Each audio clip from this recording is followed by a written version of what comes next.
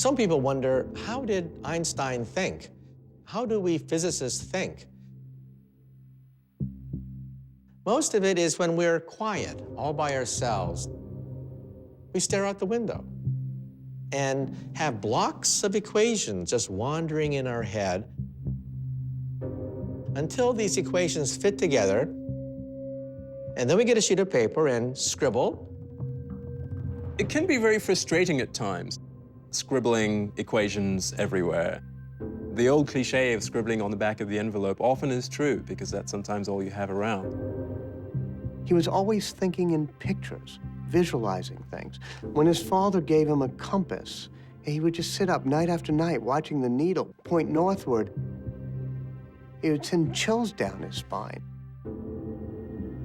Einstein once said, "I want to know God's thoughts in a mathematical way."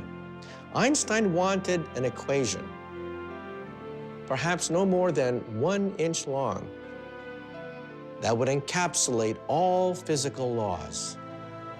The beauty, the majesty, the power of the universe into a single equation. That was his life's goal.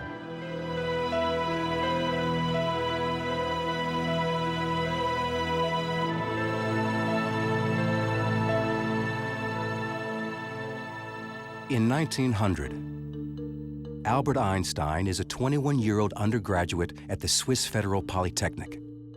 That this young man will one day be synonymous with genius was something none of his professors would have predicted. He would cut class. The professors thought he was a goof-off. As a consequence, Einstein couldn't get a single job after graduation. He even thought about switching fields and selling insurance. Can you imagine opening the door one day and there's Albert Einstein selling you life insurance? What a waste. Einstein thought he was such a loser. He wrote a letter to his family saying that it would be better if perhaps he was never born. Nobody was talking about the young Albert Einstein. He worked as a substitute teacher in short jobs in various towns. Einstein's father tried to apply on behalf of Einstein for academic positions. And he wrote to a very famous professor and asked him whether he could use Einstein as a research assistant. But there were no positions available. His father passes away, thinking that young Albert is a total disgrace to the family. In 1902, the depressed and despondent young Albert moves to Bern, Switzerland's capital, and begins a career far from science. One of his friends arranged for Einstein to get a job as a lowly patent clerk in the Swiss patent office. In this office, on the 3rd floor, Einstein spends 6 days a week reviewing applications submitted by all kinds of inventors to the Swiss government. Given a patent, you had all this information, and he had to strip it down to the essence, and that honed his skills as a physicist. He would very quickly dash off all the patents that he had to analyze. He didn't find the work very strenuous. It was not so intellectually demanding. And it would give him ample time to contemplate the universe. He never would have been very good at a university kissing up to a senior professor. He was much better at a stool in the patent office, trying to daydream about what is it like to ride alongside a light beam. From that job, he would launch a revolution which would change world history. Einstein's idle daydreams will profoundly change the way the universe is understood. In 1905, in what's been called his miracle year, he publishes in his spare time 4 visionary papers, the first of which answers the age-old question, what is light? The photoelectric effect. This paper, written by this total unknown, showed that light comes as a particle called the photon. We use that in television, we use that in lasers. In another paper, the 26-year-old Einstein posits something we now take for granted, the existence of atoms. People didn't believe in atoms in those days, but he proved that atoms can actually make small little dust particles move in a liquid. And he calculated the size of atoms. These papers would have been a remarkable career for any physicist, but Einstein is far from finished. He writes yet another paper with the famous equation E equals mc squared. At the simplest level, this means energy can become matter, and matter can become energy. The tiniest speck of matter holds potentially huge amounts of energy. Unleashing it requires a nuclear reaction, the sort going on constantly in the night sky. Ever since people began to look up in the heavens, they would say, what makes the stars shine? But it took Albert Einstein to answer the question. Mass, M, turns into E, energy. That is the engine that lights up the stars. Today, E equals mc squared is Einstein's most famous equation. But another theory he publishes this same year is more important and more controversial: the special theory of relativity. When Einstein was a teenager, he enjoyed imagining what it would be like to ride a beam of light. Now, he returns to this daydream, and it changes his life. In the spring of 1905, Einstein was riding on a bus, and he looked back at the famous clock tower that dominates Bern, Switzerland. And then he imagined, what happens if that bus were racing near the speed of light? In his imagination, Einstein looks back at the clock tower, and what he sees is astonishing. As he reaches the speed of light, the hands of the clock appear frozen in time. Einstein would later write, a storm broke in my mind. All of a sudden, everything kept gushing forward. Einstein knows that back at the clock tower, time is passing normally. But on Einstein's light-speed bus, as he reaches the speed of light, the light from the clock can no longer catch up to him. The faster he races through space, the slower he moves through time. This insight sparks the birth of Einstein's special theory of relativity, which says that space and time are deeply connected. In fact, they are one and the same, a flexible fabric called space-time. Sitting alone on a city bus, Einstein believes he has glimpsed a secret of the universe. For Einstein, space was this place where stuff was, and it didn't do anything. It had stuff in it. And so space combined with time to become space-time is a more dynamic understanding of this arena that everything takes place in. It's becoming more alive in a way. He's saying very, very outlandish and very, very strange things. Rarely had anything so radical been submitted to Europe's most prestigious scientific journals. He was a complete outsider to the physics of his day, as he was, being in Switzerland, being a patent clerk. And yet he was ambitious enough to think that he could challenge the whole of the established physics at the time. You always hope that there will be total euphoria, that everybody will say this is a huge step forward in the subject. But that rarely happens. Whatever one's concept of time, it passes slowly for Einstein at the patent office. He submits papers to important scientific journals, the best scientific journals, and hopes for the best. And the best doesn't come for a while. He was anxious. What was the reaction of the physics community to his great paper? Silence. Einstein got very depressed. 3, 4, 5 months must have felt like an eternity to him. And then Einstein's papers fall into the hands of perhaps the one man who can fully understand him, Max Planck. Max Planck is the greatest theoretical physicist in Europe. Planck was the editor of the Annalen der Physik in Berlin. The most important physics journal of the time. Here was Max Planck reading this paper from this unknown physicist. And Max Planck says, there is something here. Planck recognized immediately that this was an important paper from an important young scholar. The Relativity paper was published in June 1905. That volume, number 17, is now one of the most famous publications in the history of science. At the time, Einstein wasn't even a scientist. He's still applying for jobs at colleges, high schools, always getting rejected. We call it Einstein's miracle year. It is certainly not a time that he would describe himself as a miracle year. Miracles convey a sense of something happening easily. I don't think that Planck knew that Einstein was a patent clerk of the third class.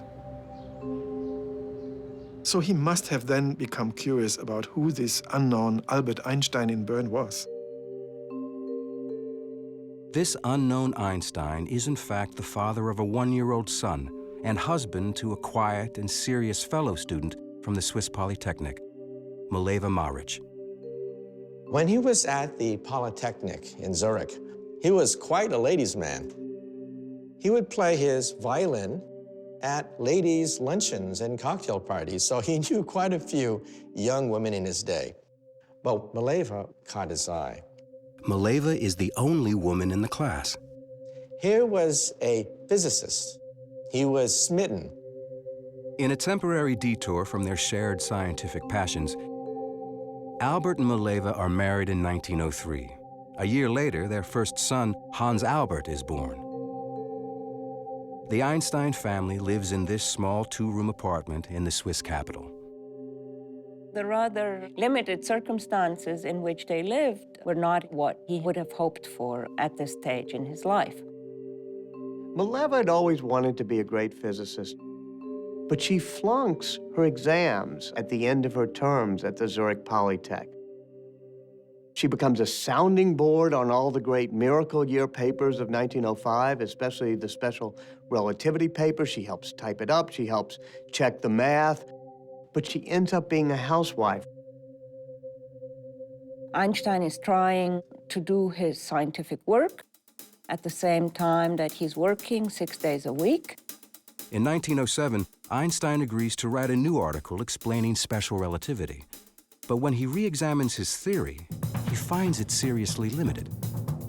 It was called special relativity for a reason, and that was because it really only dealt with moving at constant speeds. In other words, Einstein's special theory of relativity only applies to a special case, an object moving in one direction at a constant speed. But Einstein wants to understand the real world, and the real world doesn't work that way. Einstein realized that his theory failed for accelerations. But in our universe, everything accelerates. On a bumpy road, jet airplanes, on a subway car, everything's accelerating. So there was a defect in special relativity. On Einstein's imaginary journey, if his speed varies at all, his theory, his notion of how objects behave in time and space, falls apart. His scientific mind wants it to apply to all cases. Einstein knows that for his theory to work, it has to account for everything in the universe. And that includes the pervasive and invisible force that holds everything together. Gravity. Gravity is everywhere. Gravity holds us to the floor. Gravity holds the sun together, the solar system together. Where was gravity in special relativity? Einstein wants to expand his special theory of relativity into a general theory of relativity, a theory that will explain not just time, but also gravity. He realizes he will be fighting more than 2 centuries of scientific thought, and his hero, Sir Isaac Newton.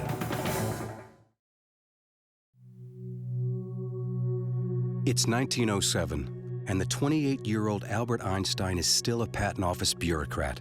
It has been 2 years since he published his special theory of relativity, and the ambitious Einstein decides to advance an even more radical interpretation of the universe, a general theory of relativity.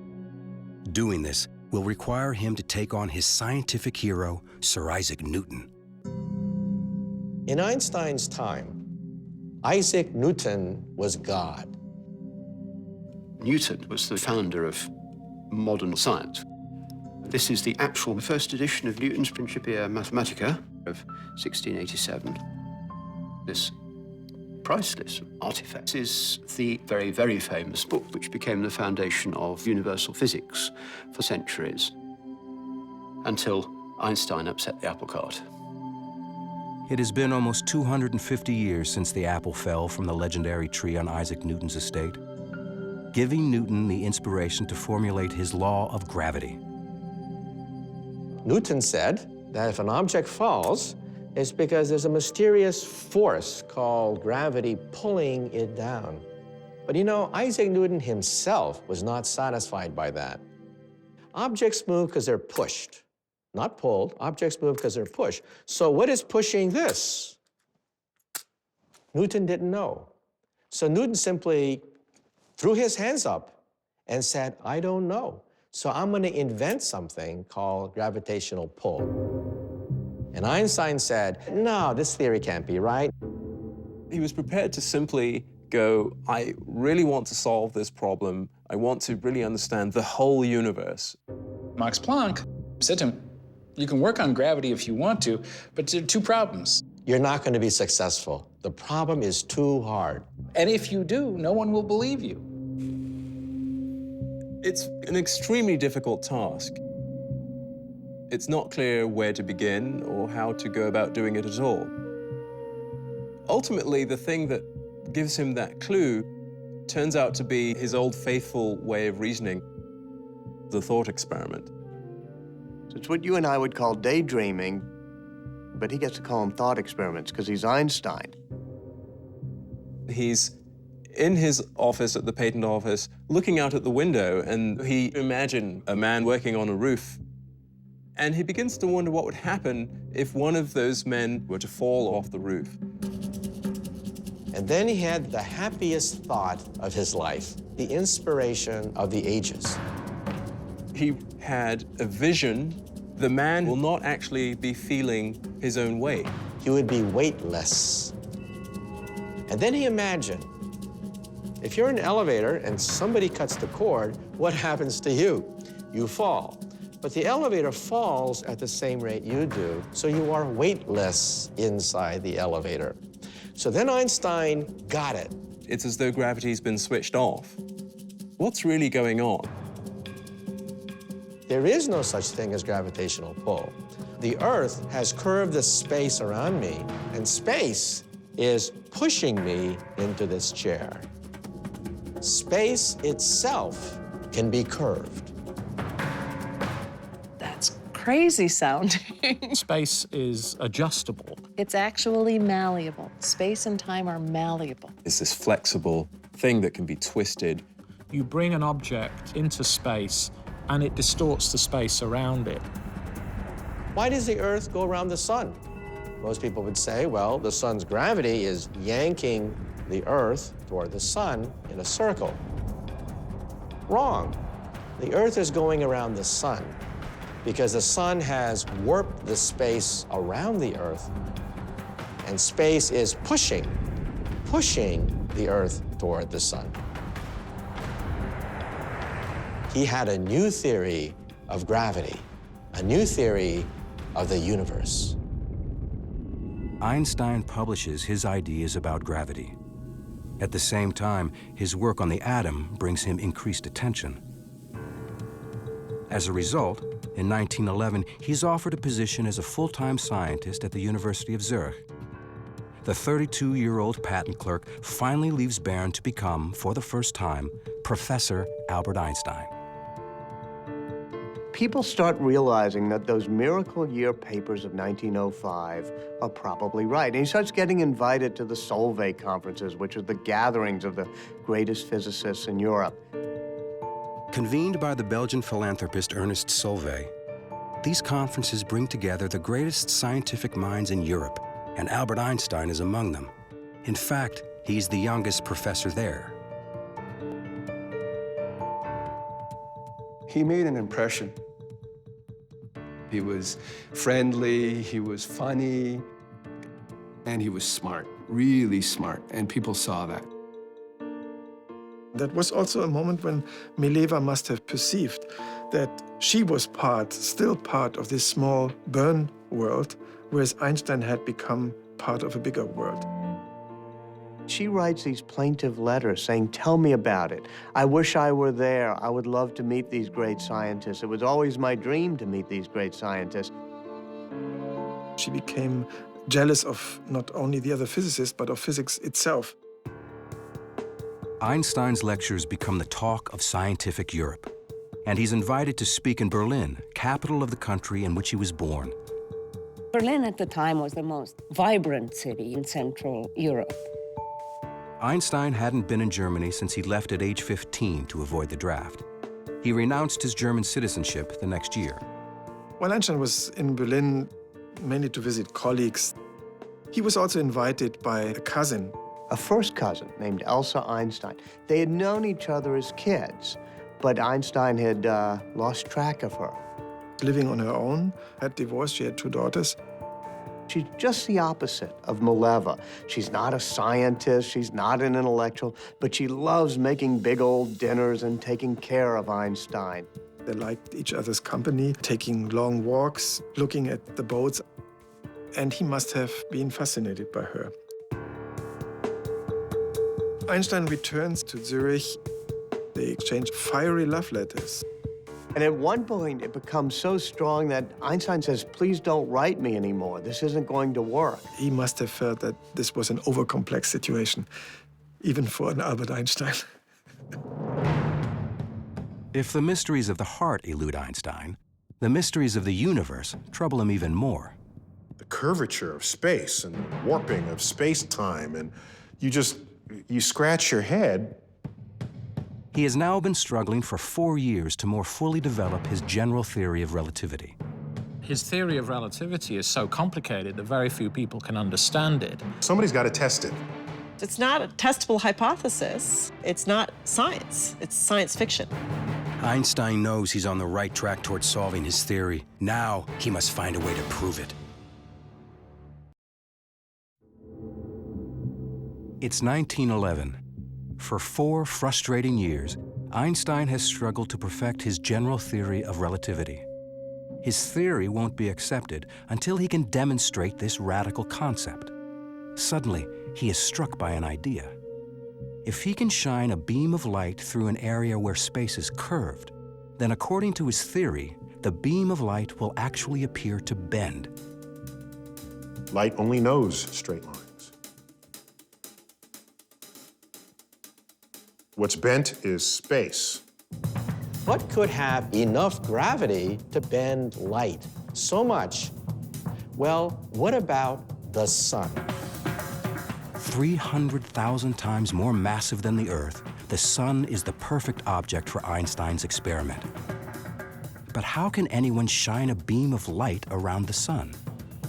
He says light from a distant star, as it passes right next to the sun, and the sun's gravitational field will be bent. Because space is bent around the sun. But even if Einstein is right, he'll never be able to see it happen because the sun is just too bright. Except, when is the sun covered so that we can see what's around it without being blinded by the light? That only occurs during a total solar eclipse. Here's the sun, and it's blocked by the moon, and suddenly all the stars come out. He figured if you have the sun here, and there's stars way back here, and the light's coming in toward you, it will bend slightly. So to your eye, you think that the stars had gone out like that. Light going around the sun. That's something that even his mother could understand. Nobody actually was willing to say without doubt, this is the truth, until somebody can prove it by taking a picture. So who do you turn to? You turn to the astronomers, the astrophysicists. Our laboratory is the entire universe. by 1912, Einstein believes he is finally on the verge of proving his long percolating and provocative theory. He publishes this revolutionary prediction and puts the call out to the astronomy world. Go out and measure. He said, go to an eclipse and do this observation. Nothing happened. He actually wrote to well-known astronomers trying to interest them in doing a test, and was a little discouraged, I think, because he discovered, as people often do, that astronomers are busy people with many things to do and don't necessarily drop everything at the drop of a hat, even for Einstein. It's a frustrating and bitter setback for Einstein. But then, at the Berlin Observatory, a young assistant answers the call. He's an impassioned and brazen young man who's willing to go, quite literally, to the ends of the earth for Einstein. His name is Erwin Finley Freundlich. Freundlich was in his early 20s. He wanted to make a name for himself. He got a sense that here is my chance. This is new stuff, it's important stuff, and I could be part of it. I've seen the letter that goes in the other direction from Einstein to Freundlich, and it's all filled with this excitement. You astronomers can do great help to me by finding proof of the relativity theory. And that's Einstein, the human being, who is trying to get somebody to do things for him because he needs him. He finds out from Freundlich that he's getting married to his girlfriend, Katja. And they're going to honeymoon in the Alps. So Einstein says, come to Zurich and let's meet. Freundlich is on his honeymoon with his bride, and he goes to meet Einstein. He's looking for him out the window, and there he is. There's Einstein. He can recognize him because he's wearing this straw hat, and he's standing out like a sore thumb. And this is the famous Einstein that he's corresponding with this prediction and this great opportunity. And he's going to get to meet him. So he gets off the train and he shakes his hand and they're all animated. And before they can talk, they whisk the couple off the train and they go to Frauenfeld nearby. It's a suburb. To their surprise, the newlyweds are spending their honeymoon in an auditorium, listening to Einstein speak. And in the middle of the lecture, Einstein says, we need this eclipse test, and the man who's going to decide is sitting in the audience. His name's Erwin Freundlich, and there he is, and everyone looks, and Freundlich has to stand up and be recognized. And so Freundlich was thrilled, this recognition at this great meeting.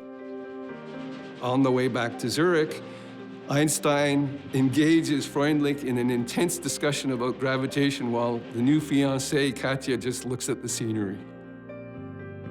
They start hatching up that plan of going to a total solar eclipse. The problem with the total solar eclipse, of course, is that it's only visible over a small area of the Earth because the shadow of the moon is actually only a few miles wide.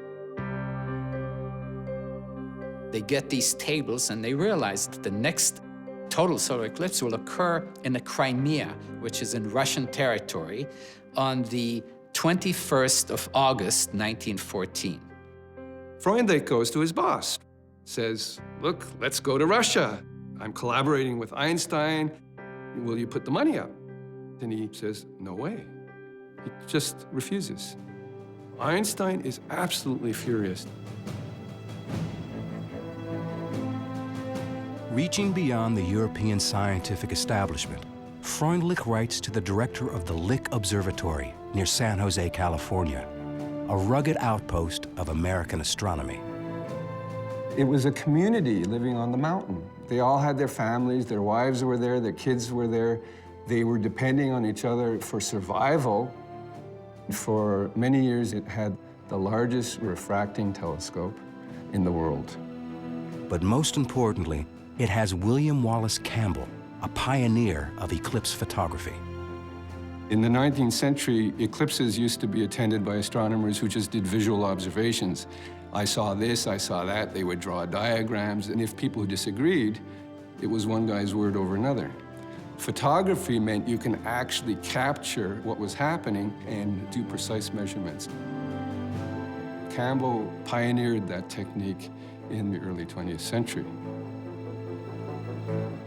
Freundlich writes a personal letter to Campbell. He says, there's going to be an eclipse in 1914. Why don't you come to Russia and let's do this?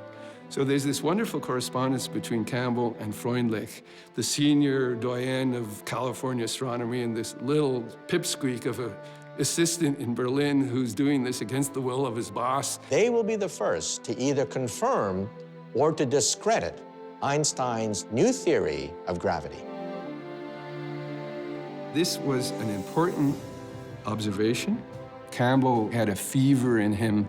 He saw fantastic opportunities for Lick Observatory and for America. And he says, I'm going to get this sucker. This is a tough problem, and I'm going to be the one to crack it. Meanwhile, Opportunity is knocking on Einstein's door. His original mentor, Max Planck, is asked by the King of Germany, Kaiser Wilhelm II, to recruit the best scientists for a new institution in Berlin. Planck recommends the young man he considers his own discovery, Albert Einstein. And they said, if we bring Einstein here, people will look at this and say, Berlin is where the action is. It's worth whatever it takes to get him here. On July 11th, 1913, two men arrive at the Zurich train station, Max Planck and Walter Nernst, a renowned German chemist. They are hoping that a personal appeal will persuade the rebellious young scientist to return to his German homeland. Two men, middle-aged guys in dark clothes, get off the train, and they go find Einstein.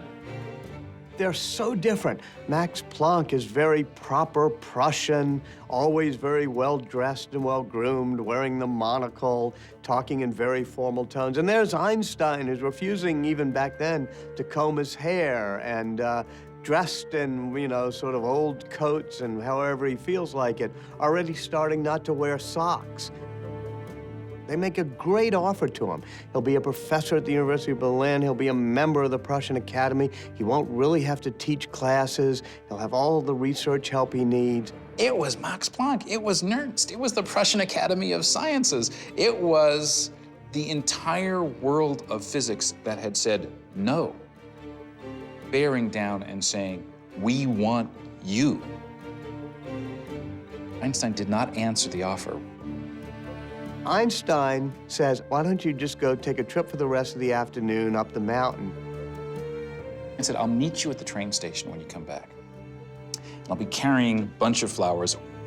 And if the flowers are red, I'm coming to Germany. And if flowers are white, sorry, no go. Thanks for coming. I've made the argument that Einstein delayed his answer to this question, in part because he sort of wanted to live with the pleasure of being so deeply sought after. But it's certainly true that this was not simply a snap decision. As he often does when he has a difficult problem to solve, Einstein takes a long walk. Zurich was comfortable. There was lots still up there. You don't just sort of walk away from that. His wife really wants to stay in Zurich. On the other hand, they've offered him the greatest job imaginable. There was one other thing enticing Einstein to Berlin. At some point, he received a birthday card. It was Elsa writing him a postcard. This must have exploded on him as, reawakening all these emotions. Planck and Nernst come back. They're at the train station. Einstein is there. It was a dramatic moment. It was a self-consciously dramatic moment. There would have been a little dramatic flair there. He's holding his flowers, and they look, and the flower is red. Einstein says, gentlemen, I'll go to Germany. I'm going to become one of you.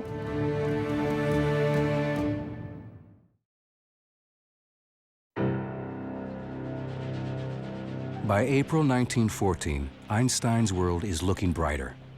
The solar eclipse needed to help prove Einstein's long-gestating general theory of relativity is only 4 months away, and Einstein is on his way to Berlin to join the Kaiser Wilhelm Institute, an elite group of scientists working under Fritz Haber, the institute's director. Fritz Haber was one of the greatest chemists of the 20th century. He developed a process that could be used in producing an artificial fertilizer with the help of which millions could be fed. And he was a hero. Haber and his family host Einstein's wife, Mileva Maric, while she looks for an apartment for herself, Albert, and their 2 children. Haber observes that resettling in Berlin seems to be unsettling relations between Einstein and his wife. Mileva always was a brooding and somewhat despondent woman. And in Berlin, it gets much worse. He's dallying with his cousin, Elsa. Einstein is a very brutally honest guy, so every now and then he apparently would tell Mileva about Elsa. And they start fighting with each other. Not surprisingly, the man who approaches the universe in a unique way has a rather unconventional approach to married life.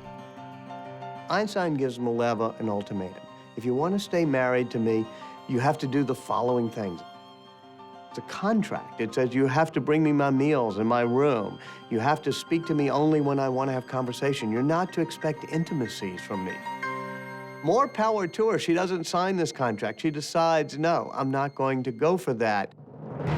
She goes and stays again with Haber and his wife Clara. In that time, Haber is sort of a go-between and is negotiating. He's trying to hold them together. He's the one who keeps seeing if maybe they can come to an accommodation. They both respect him. But Haber's best efforts to save the Einsteins' marriage are a failure. The decision to split is finally irrevocable, and Einstein says it's not going to happen. Lacking enough money to support two households, Einstein makes Mileva a brazenly self-confident proposition. He offers her a deal. He says to her, one of these days, one of my papers will win the Nobel Prize. If you give me a divorce, I'll give you the money. Now, this is an amazing sum of money. She could end up very wealthy, and she could move back to Zurich with the kids. He is sure he's going to get a Nobel Prize. Mileva's not quite sure. She's a scientist. She calculates the odds. She consults with Fritz Haber. She decides to take the bet. Mileva takes the two young boys, and Einstein accompanies her, along with Fritz Haber. Einstein has to go to the train station, say goodbye to his boys. And he starts crying.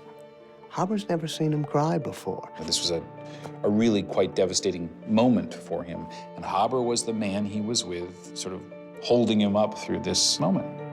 Einstein has staked his children's future on winning the Nobel Prize, by no means a sure bet. He is dependent on Erwin Freundlich and William Campbell to bring him photos of the total solar eclipse so he can see how the stars seem to move. Shortly before saying goodbye to Mileva and the boys, Einstein has another farewell at the Berlin train station. There is Freundlich with his two buddies about to leave Berlin. Einstein is there. He's very, very anxious. Freundlich and two of his colleagues are lugging 4 astronomical cameras and cumbersome equipment on a long and treacherous journey. They're going to take a train and go all the way to the Crimea in Russian territory. Freundlich and Campbell hope to maximize their chances of good weather and good eclipse photographs by camping in different sites. Freundlich's party sets up in southeastern Crimea. Campbell locates near Kiev. They are both determined, despite the frightening and spreading rumors of a world war. Then the worst happens. On June 28, 1914, the Archduke Franz Ferdinand of Austria is assassinated. The German Kaiser declares war on Russia, and Einstein's eclipse expeditions are suddenly in jeopardy. Einstein is really worried. Einstein has no way to warn them. Didn't know what was going to happen. And then, deep in the Crimean forest, the war comes to Freundlich's camp. Freundlich suddenly sees some uniformed Russian officers coming to his camp and asking him for his papers. Heart starts going beep, beep, beep. Russians come over to see what they're doing and realize these are Germans with a telescope. And they start tearing down his equipment. Get off my equipment. I have to observe an eclipse. These are our possessions now. Your country declared war on us. You have nothing to say. They arrest them immediately. There's no questions asked, and they are considered spies. Herr Freundlich, you are now a prisoner of war. What? Campbell, an American, is neutral. And the Russians allowed them to continue to observe the eclipse. They had come all this way, spent all this money, survived the fact that war broke out, and clouds ruined their plans. Total failure. Not only does Campbell fail to get his photograph, but he is forced to abandon his state-of-the-art equipment. Because he is an American, Campbell is not arrested, but he leaves for home a defeated man. Campbell says one wants to come home by the back door and see nobody. Einstein in Berlin is shattered. The expeditions are failures. Freundlich and his team spend several months as prisoners of war in Russia. For Einstein, it is a disaster. Proof of his most revolutionary theory, general relativity, is slipping between his fingers.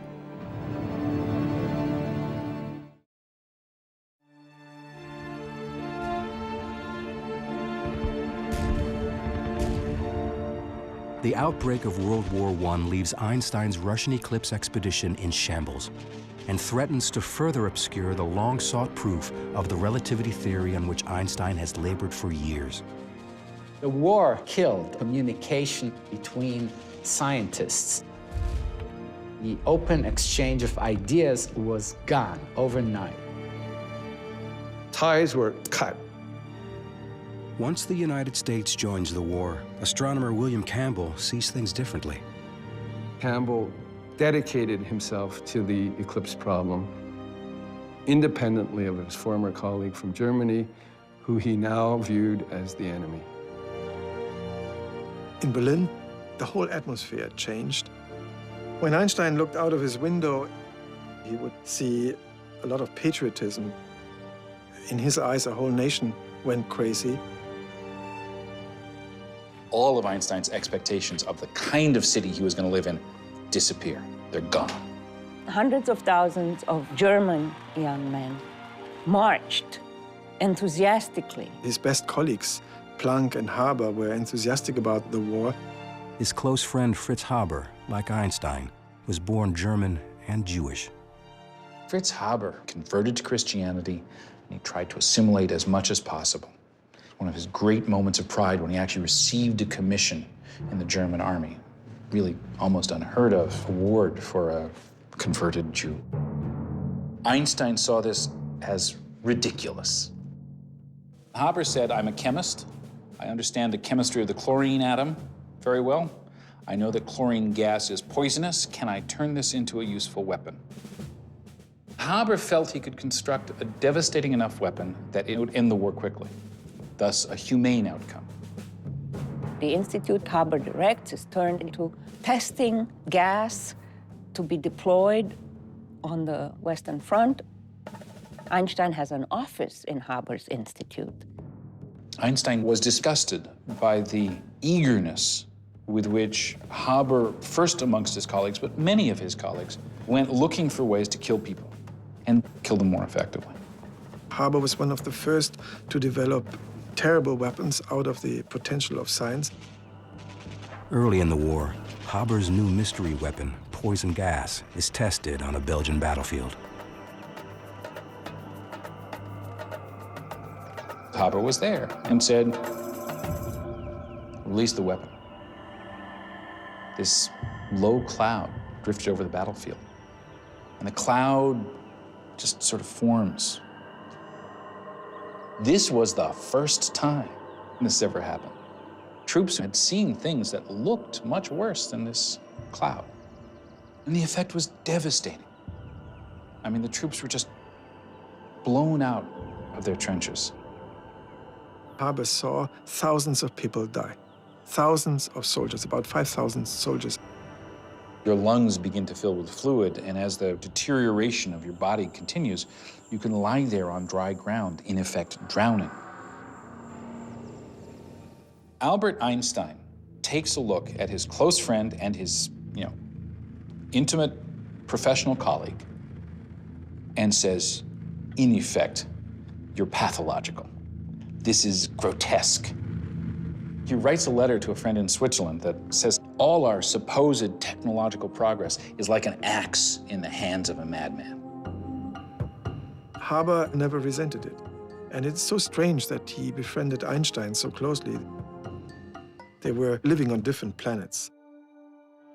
The war posed a big dilemma for Einstein because in his personal relationships he respected and was even fond of his colleagues, but rejected their wholehearted support of the war. He comes across this very publicly hyped and published document called the Manifesto of '93, signed by 93 leading German academics, including the people who brought him to Berlin and the people he most values, Haber, and above all, Max Planck. The manifesto says Germany had to fight, it was justified and morally acceptable to fight in this war. And this shocked Einstein. In effect, a betrayal. This was the moment when Einstein realized that there were some things about life outside physics that were important enough that he had to actually go out on a limb and take some personal risk to defend. He actually tries to present a counter-manifesto of other German academics who say, no, there's something else out there besides national pride, national competitiveness, national fury. And 4 people signed the manifesto. It goes nowhere, never published, it fails. He becomes a pacifist. He becomes a war resistor. And Einstein was nearly alone. He's isolated.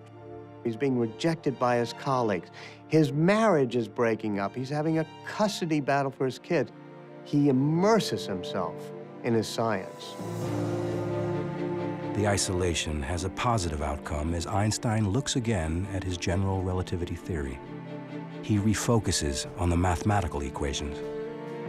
One day, he looked back at the calculation for the bending of light as it goes around the sun, and he suddenly realized his earlier calculation was wrong. What would have been found had Freundlich done the observation was only half the deflection that's there, half the bending of the sunlight. It would have discredited Einstein's theory. It is an embarrassing but serendipitous discovery. For 3 years, Einstein has been urging astronomers to photograph an eclipse, which would prove an equation that he now believes to be wrong. Einstein has always considered the failed eclipse expeditions to be setbacks.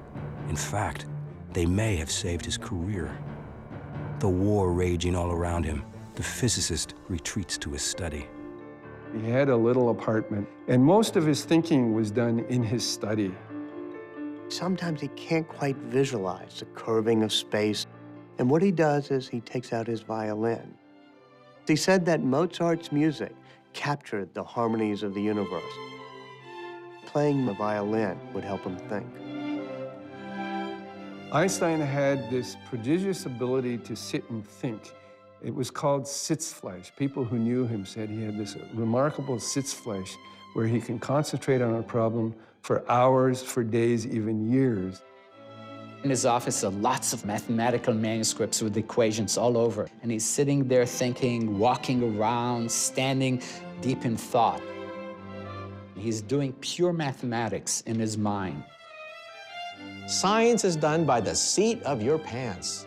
We have leaps of logic. We have years of wandering in the wilderness.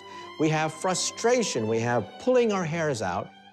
That is really the power of genius, the force of will to make all the mistakes necessary to get the right answer. There was never a moment of, oh no, I'm not gonna have a theory. That, because of his ego, I don't think it ever occurred to him that he's not gonna have a theory. What matters is you keep your eye on the prize. For Einstein, that prize is the Nobel, proceeds of which he has promised to Mileva and his 2 sons. In 1915, he's asked to present his general theory of relativity at a prestigious forum to the most important German scientists. Einstein accepts. But after 8 years of work, his theory still has 2 major problems. It's completely unproven, and the math appears to be flawed.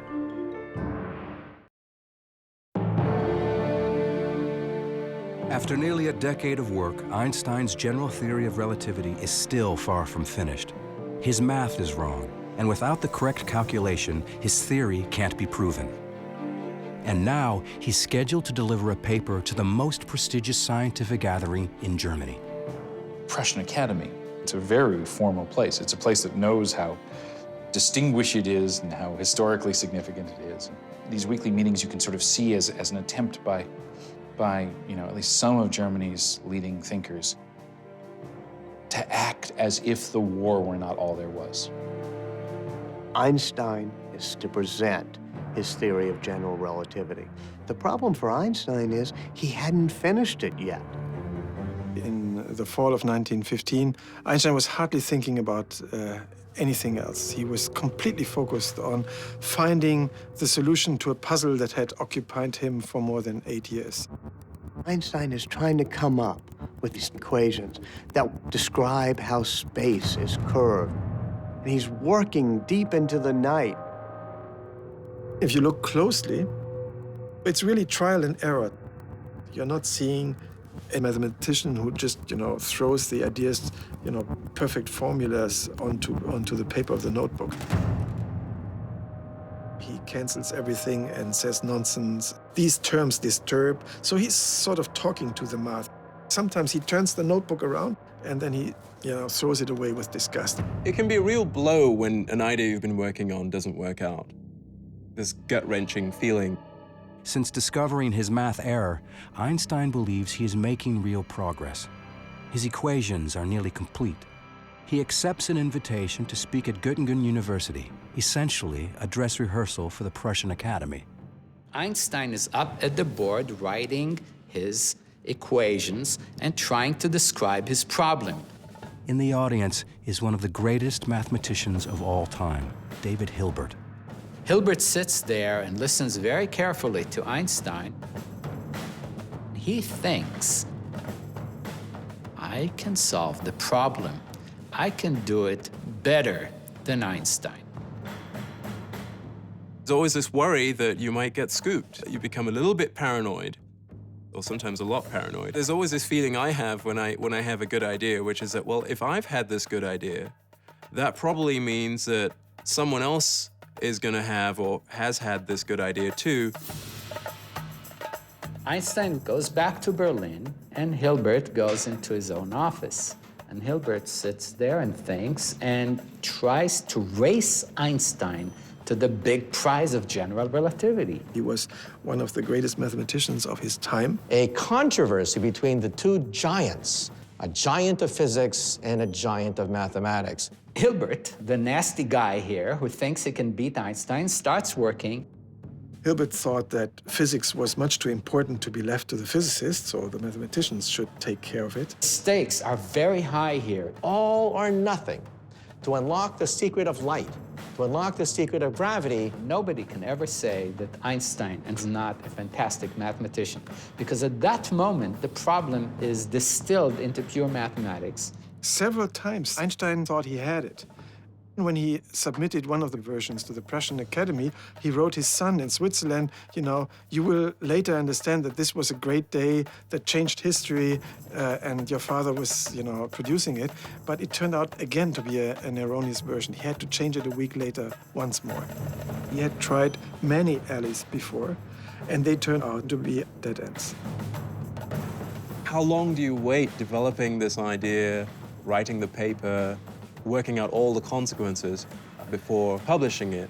Einstein had to be really afraid that Hilbert would actually take over the whole game and publish the final equations of general relativity before him.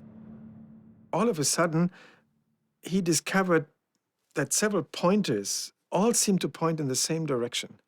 Einstein remembered that he had given up a very radical solution that he had stumbled upon already in 1912, and that he had then discarded because it looked just physically too unfamiliar, too unacceptable. But now, after he had tried out all these other alternatives, he was ready to return exactly to that equation, back to an equation that he had earlier considered and then discarded 3 years before. You realize that you've been wrong in a real flash of inspiration because you realized what you should be doing. He had it all in his drawer. And that's, of course, then a glorious moment. There it was, the equation that he had discarded, and now it looked much more promising, much more useful than it had in the winter of 1912. It isn't always a dark time when you realize that you're wrong. Sometimes it's a wonderful time. The excitement for Einstein comes with the realization that the answer for his new theory can be found in an old astronomical riddle. Einstein began to look at a mystery that had puzzled astronomers for generations. According to Isaac Newton, the planet Mercury should be going around the sun like this. But it was known for quite a while that the orbit of Mercury deviates from Newton's laws of motion. It tilts a little bit. So the orbit, instead of going like this, begins to tilt. And it begins to make a pattern like the petals of a flower. Einstein realizes his thoughts on gravity might explain Mercury's orbit in ways the Newton's law could not. Was Newton wrong? Einstein says, maybe it's my theory of gravity. Is this simple enough to explain all the experimental data? He calculated painfully the orbit of Mercury, and there was a near perfect match. His equations on a notepad matched the motion of heavenly bodies in outer space. He has heart palpitations, and he suddenly realized, oh my God, the theory is correct. He was so filled with joy that he couldn't make his brain focus. And for Einstein, that's a big deal. He finally gets the equations right, just as David Hilbert does. There's a little bit of a dispute. Who got the equations first? There's a lot of rancor at that moment. Einstein gets so hurt. Hilbert was very gracious. He says it's Einstein's theory. Einstein deserves the credit. He is victorious. The theory is Einstein's. On November 25th, 1915, a momentarily triumphant Albert Einstein holds in his hands what he believes is the final equation for the general theory of relativity, his theory of gravity, just in time for his presentation at the Prussian Academy. He goes to the Academy and he speaks. Not for very long. It's a short paper. With that, you have the general theory of relativity, which describes how space and time tell matter and energy where to go. Matter and energy tell space and time how to look. Utterly different view of what our universe is like. Who knows how much applause he got? Nobody does. Everyone suddenly found themselves confronted with the idea that this strange German Jew had overthrown Newton's ideas of gravity. What exactly this meant now, no one was quite sure. There's still no physical proof of it. No one understood Einstein. Einstein believes he has finally got his theory right, but he knows that it won't be accepted until he can prove it. And he can't prove it without photographs of a total solar eclipse. For that, Einstein will have to wait again.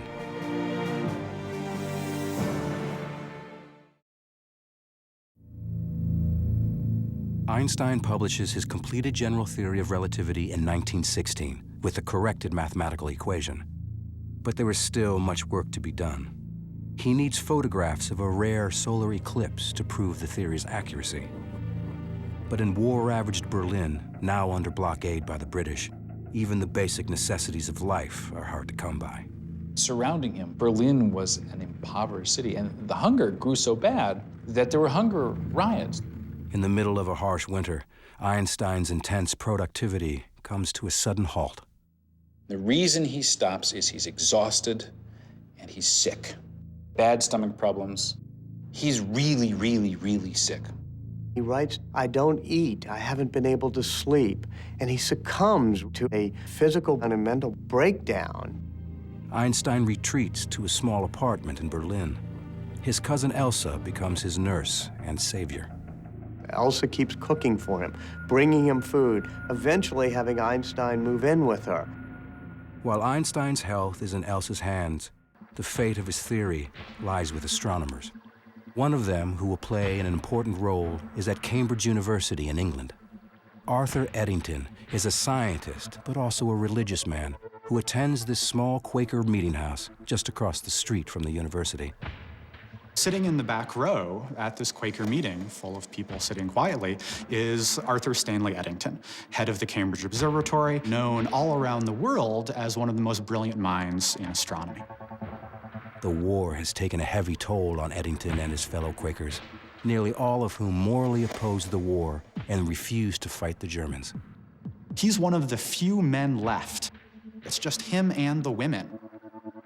Day by day, men were disappearing from these benches. Not because they were going off to fight in the war, but because they were being arrested for being conscientious objectors. Anti-German feeling cripples scientific communication.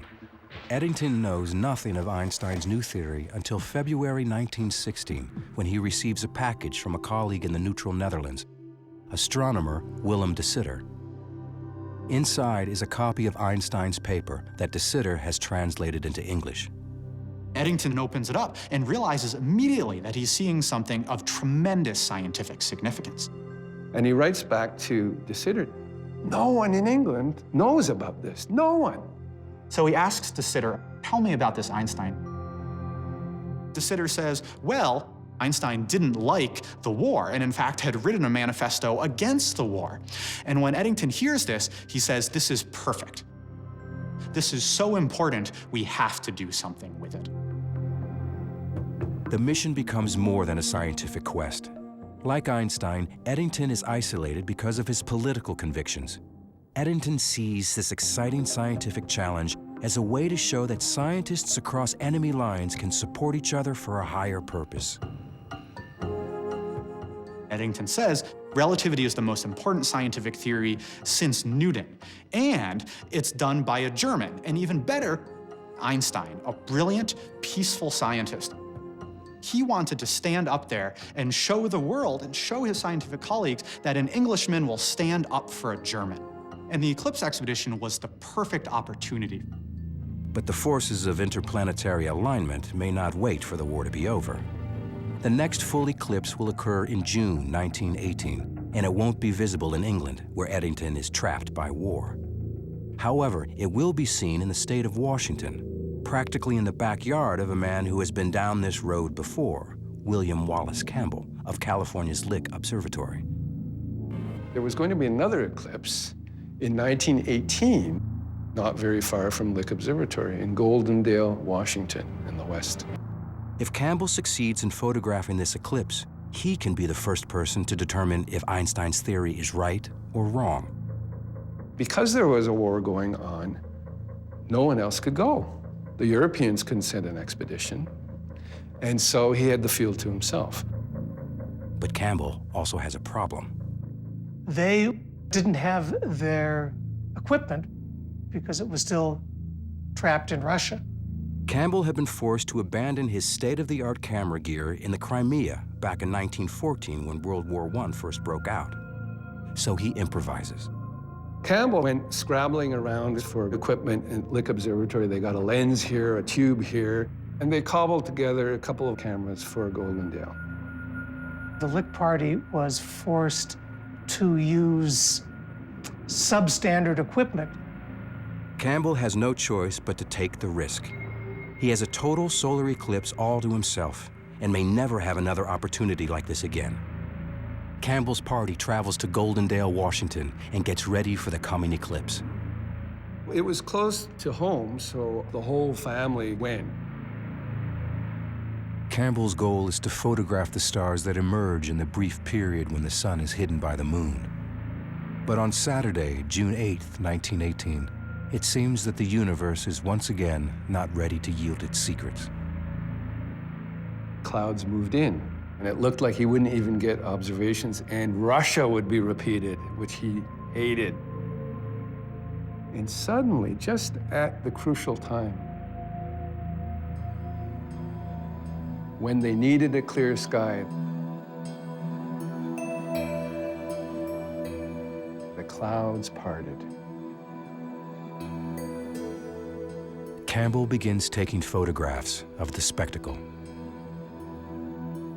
It starts when the moon first comes in contact with the sun and then starts to move over the face of the sun. The sun becomes smaller and smaller and smaller until the last moment when the sunlight actually passes through the valleys between the mountains of the moon. And then this bright, brilliant beam of sunlight, and then the sun is entirely eclipsed. It's the blackest black you will ever see. My first eclipse, I literally lost my breath. It was like jumping in cold water where you go, you know, you can't believe it. It is breathtaking, literally breathtaking. It's a gorgeous sight. It's just, wow. Most powerful experience that I've ever had in my life.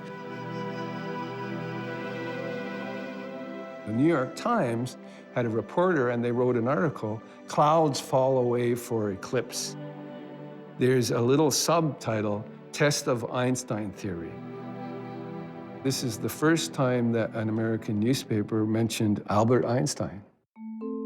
Campbell assigns his most trusted astronomer, Heber D. Curtis, to analyze the photographs to prove or disprove Einstein's theory.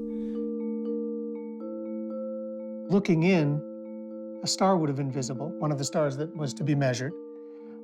That star would have been very carefully centered on crosshairs in the eyepiece. Once that was done, the scales could be read in the X and Y directions, and a very precise position could be assigned to the star. From those numbers, it could be determined whether the star had appeared to change position. Einstein has predicted that the warped space around the sun will create an optical illusion, making the stars appear to move outward ever so slightly. Einstein predicted much less than a millimeter. This is not an easy measurement to make. Unlike most theories that people put forth, Einstein's general relativity makes very specific predictions.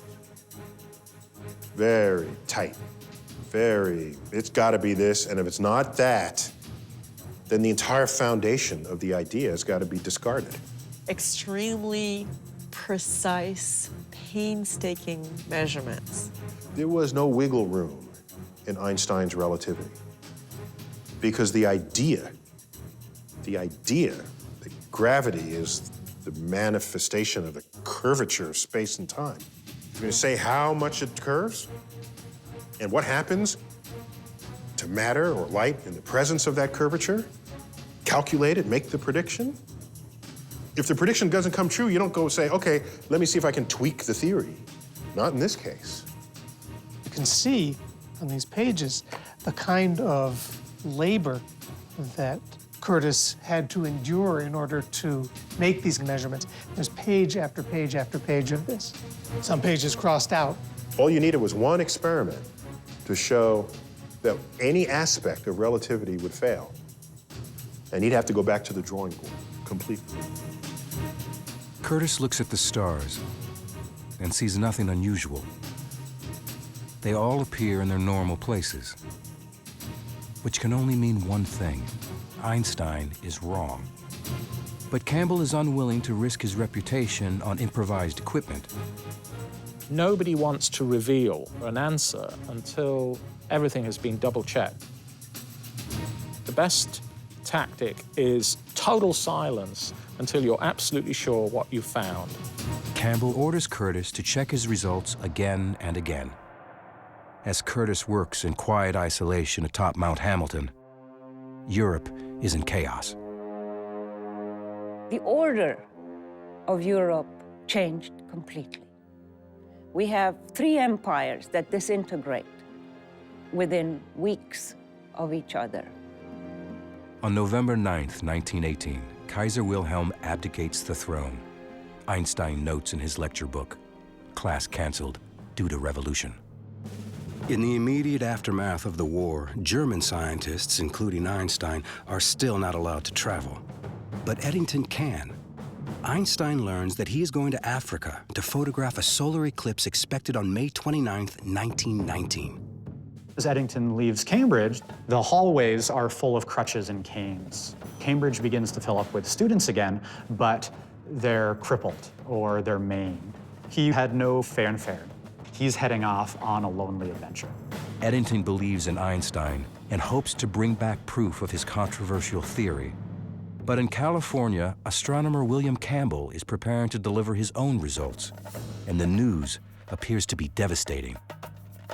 On two fronts and two continents, the proof of Einstein's theory now hangs in the balance.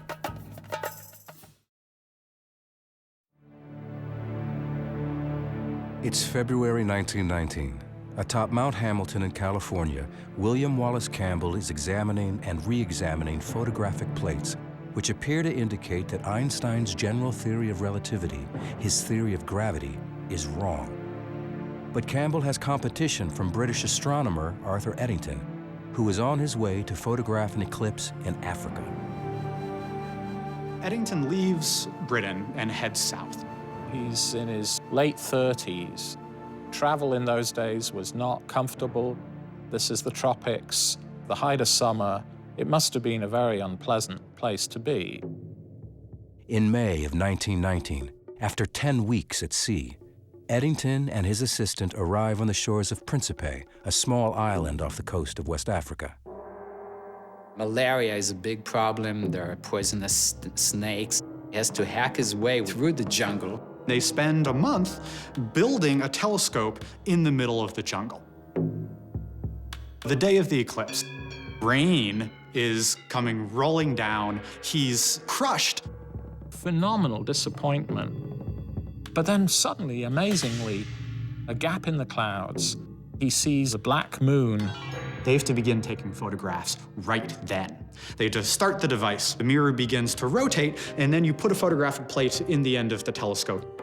It holds the film, and that plate has to be held with the telescope. Everything has to be aligned correctly. Take it out. Take out a new photographic plate. Put it in. Take it out. Put a new photographic plate in. And you try to get as many as you can. Tremendous race, but let's keep calm. Let's maintain composure. There's a great tendency to leave the lens cap on, to get the exposure incorrect, to make a fundamental error that would then ruin your career. Time is ticking away, the precious seconds. He doesn't really care about the sky going dark. He's looking for the star that's right there by the sun, grazing the sun. He's so busy working the telescope and switching out the photographic plates that, as he says it, he just had to do it in faith. He basically had to trust that something was going to appear on his plates. Like Campbell before him, Eddington is in for a crushing disappointment. He quickly discovered that most of his plates were worthless. The clouds have obscured nearly all the stars on every single photograph. But the very last few plates had just a few stars, which gave him some encouragement that he was going to be able to salvage something. You can imagine Eddington in this remote island, sitting down with a micrometer, a measuring machine, and looking, this distinguished theorist looking at these plates. His discipline is phenomenal. Now, to make these measurements, it's difficult. We're sitting here under this thick layer of atmosphere. Light comes from the distant reaches of the universe, and then it gets like jiggled and wiggled and smeared as it gets through the atmosphere. And by the time you're looking at starlight, which should be a pristine point of light, it's this smudge. It's a smudge. It quickly became apparent that it was going to be a much, much more difficult job. They're doing these precise measurements in the middle of the jungle. He can't wait to get back to Britain. Of course, it's going to take him months to get back. Einstein was waiting very anxiously. He was getting a lot of letters from friends and colleagues asking if any news was afoot. But relations between England and Germany were very, very frosty, and Einstein didn't think it would be at all appropriate for him to presume to write to one of these English astronomers and ask them what was going on. Eddington returns to Cambridge Observatory just as Campbell sails into London. Campbell is here to address the Royal Astronomical Society, an organization dating back to the age of Isaac Newton. He carries with him the secret results of his eclipse expedition of the year before. Campbell is the first to speak, and he was nervous because there were a lot of emotions flying about this test and a lot of reputations at stake. The anxiety must have been enormous because he's in front of all of his colleagues. There is that one moment, the one moment that you stand before your peers. I don't think you ever really feel ready. Butterflies. And then finally, Campbell announces his results. He said Einstein is wrong, and Lick Observatory says Einstein is wrong. But the session takes a dramatic turn with the reading of a cable from Eddington. His preliminary findings show just the opposite. The British were going to say that Einstein's right. Eddington still had more calculations to do, and it wouldn't be ready for a couple of months. But here we have this special meeting of the Royal Astronomical Society. Everyone's watching. Campbell says Einstein's wrong. The British say, we don't know yet, but it looks like he might be right. Having just delivered a death blow to Einstein, Campbell started to really get nervous sitting in that room. Campbell sends an urgent message to his colleagues back in America, who were about to release their negative report on the eclipse photos. It was an historic cable of 5 words. Delay publishing Einstein results, Campbell. 4 months later, on November 6, 1919, Eddington travels from Cambridge to London to address the Royal Astronomical Society. He has finalized his photographic findings on Einstein's theory. People come down from all over England to see what's going to happen. Everybody is shoving their way in there so they can see what the results are going to be. The portrait of Newton overlooking the whole ceremony. Had Newton been able to look down on this meeting, I think he would have been absolutely fascinated. Eddington begins the meeting by pointing to the portrait of the founder of the Royal Society and saying, "Forgive us, Sir Isaac Newton, your universe has been overturned." The eclipse was partially obscured by clouds, but a few photographs of value were obtained. The secretary of the society records Eddington's results.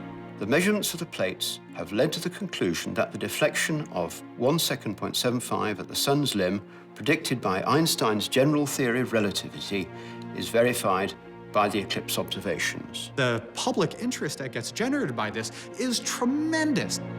Outside of the scientific community, no one had even heard of Albert Einstein, let alone his bizarre theories. Now the public learns that everything they believe about the universe is wrong. The Times of London says, in effect, there is a whole new theory of the world. Ideas we've known for hundreds of years are wrong, and this man, this German scientist, Albert Einstein, has given us a new truth. The New York Times has one of the greatest headlines. Men of science more or less agog over eclipse observations.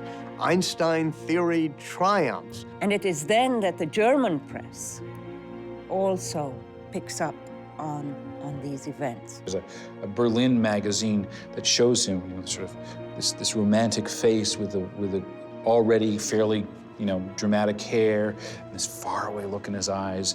And the caption to the cover of this magazine says, a new figure in world history. Although few people really understand Einstein's ideas, soon everyone knows his name. Beers are named after him. Mothers named some of their children after him. Einstein himself never realized that his obscure theory of gravity would excite the public imagination. He says things are crazy here with the press. They all want an article, they want a lecture, they want photographs. It is all a craziness. This is, one of the first great ages of photography. So there are pictures of Einstein. There are undersea cables. People can carry news all over the world.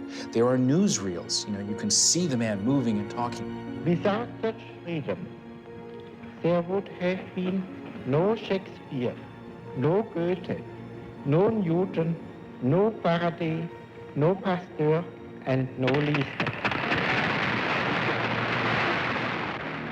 But despite the public adulation, scientists still have their doubts about his theory. People are making a mistake. They're mistaking Einstein's fame for acceptance of his theory. They're equating the two, and that's very far from what happened. A backlash set in. In the New York Times, you can see that they were constantly questioning, who is this famous scientist? Most British people and most Americans, most people from the Allied powers were very hostile to Germany after the war. They were not at all interested in reconciliation. So many people were saying, oh, Eddington was so motivated by the goal of peace and promoting international brotherhood. He was so convinced by the theory that perhaps He allowed himself to be a little bit biased. He's been criticized for fudging the figures. The photographic results from the two solar eclipse expeditions, Eddington's and Campbell's, result in a split decision. Another expedition will need to be mounted. Both Einstein, who has been trying to prove his theory since he first proposed it in 1907, and Campbell, who has been working on the problem since 1911, have tremendous personal stakes in the results. Now it was a matter of not just science, it was a matter of international reputation, it was a matter of personal reputation. This was personal. Campbell checks the charts and sees that the next best eclipse to photograph will be in Australia in 1922, more than 2 years from now. And it turns out, he will not be the only one to take up the challenge.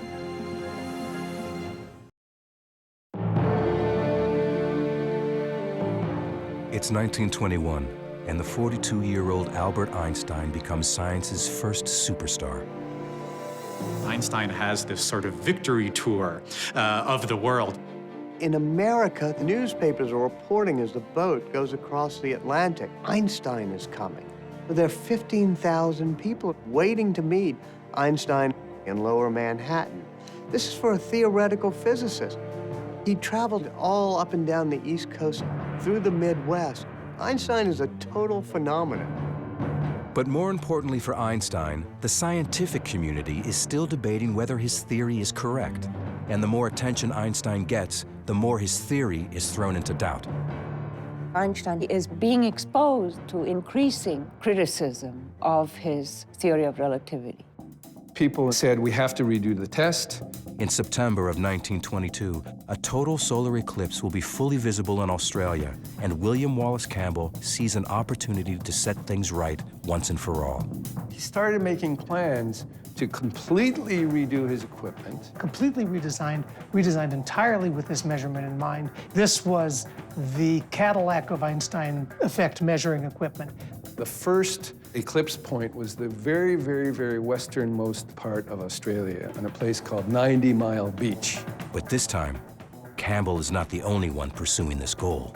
7, count them, 7 expeditions went to Australia. The British sent an expedition.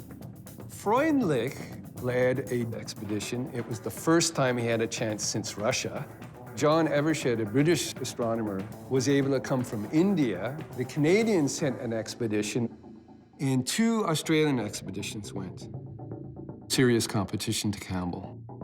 The British and Freundlich got clouded out. One of the Australians couldn't get any data. Their equipment was lousy. Poor Evershed from India had beautiful clear skies, but he had technical difficulties, so he got nothing. Campbell, now in his 3rd expedition, is much better prepared. He gets perfect results. And they showed, I think, 92 stars that the Einstein effect was not only there, but it behaved as Einstein predicted, very clearly, very unambiguously. This is one of the lenses which confirmed the theory of relativity. The light actually passed through this lens and actually fell on this plate. This stuff is way cool. I mean, this is the heart. The stars that could be seen around the eclipsed sun, here highlighted, showed just the deflection predicted by relativity. They nailed it. Einstein was so right. It is a proud personal achievement for Campbell and a landmark moment for science. The Lick Party finally succeeds, gets extraordinarily good results, and resoundingly corroborates Eddington's 1919 measurements. Now, who was the first person that Campbell sent a cable to with the result? Albert Einstein. He wanted Einstein to know, boy, did we vindicate you. Boy, did we show that Eddington was right, despite what all the scoffers are saying. For Einstein, this was a tremendous triumph. The Eclipse expedition gives us amazing proof of something that looks theoretical, and yet it's very much part of our lives. They showed that space-time around the sun was curving. It was a whole new way of thinking about how gravity works. How strange is that? That's completely against our intuition. But it's what the data showed. And you cannot argue with the data. Nature agrees. Yes, Einstein, that's a beautiful theory. You're right. Finally, 15 years after he first proposed his radical general theory of relativity, upending more than 2 centuries of scientific thought, Einstein is victorious and vindicated. Almost. The Nobel Committee rejected him in 1919 and in 1920 and in 1921 because no one accepted the theory of relativity. Einstein had promised the money from the prize as part of his divorce from Mileva and his support for his 2 sons. Mileva has resigned to the divorce, living with the boys in Zurich, waiting for the money from the Nobel Prize to come her way. She's actually relying on it. Now, it's not until 1922 that they finally announce his Nobel Prize. And one of the ironies, he never gets it for the theory of relativity. Instead, Einstein receives it for the first of his Miracle Year papers, which describes the photoelectric effect. This work becomes the foundation for quantum mechanics and unlocks the secrets of the atom. To Einstein's former wife, Mileva, the prize means something more down to earth. She gets the money and she ends up buying 3 apartment buildings in Zurich. Mileva did not make a very good living from these investments, but she survived. For Einstein's cousin Elsa, who has nursed him through the bad times and waited patiently for years, there is also a victory of sorts. She has convinced Einstein to marry her. Great surprise. It was a strange marriage. Einstein had many lovers afterwards, and he never felt that this was sort of, the perfect way of life for him. But she loved being Mrs. Einstein. She loved traveling with him. She loved the prestige and the glory that came from being his wife. As the world recovers from a horrific war, it embraces a man with the obscure occupation of theoretical physicist and turns him into a global icon. Here you have the end of the most destructive war in European memory. And here this pacifist saint comes along with a wild halo of hair, piercing eyes, and people on all sides of the Atlantic, in Germany and in England and in America, could all celebrate him as a man of peace, but also somebody whose science transcended the horrors of war. That's where the emotional resonance of his accomplishment came, I think. And that's why people seized on him, not just as a smart guy, but as a symbol, maybe an all-purpose symbol of what humanity can do well in the context of what humanity has clearly done so terribly. His story, the solo scientist who turns the world upside down, is enticing. Alone in his studio, using only his mind and a pencil, Einstein made bizarre discoveries as intriguing to the public as the most talked about music and movies of the day. They loved the mystery. Einstein himself said so. The fact that there are these wonderful words of the 4th dimension, bending of space, time warps, all that kind of thing. It's great. Light moves in ways you don't expect. These are kind of romantic ideas. These are, mind-bending ideas, and people picked up on them in all kinds of ways. And it had this cool quality to it. He could see in ways that no one else could. He put together elements of the universe that others had not imagined would fit together. The general theory of relativity is one of the greatest achievements of the human mind. If you think about it, the entire modern age, the age of laser beams, telecommunications, satellites, that age was opened up by the work of Albert Einstein. For example, black holes and neutron stars and the Big Bang itself. You cannot describe them adequately without Einstein's theory of general relativity. It is beautiful and simple and profound. And all the best theories of the universe are just that. Einstein dies in 1955 at the age of 76. But more than a half a century later, the man and his theories continue to capture the popular imagination and to inspire. Here was a man, because of the power of his intellect, the sheer power of his mind, was able to rise above poverty, rise above war and strife, to become one of the great figures in all of human history. And that was an inspiration, because you don't have to be born handsome. You don't have to be born with muscles. You don't have to be born that way. You can achieve it by the sheer power of intellect. And for me, that's always been a shining beacon.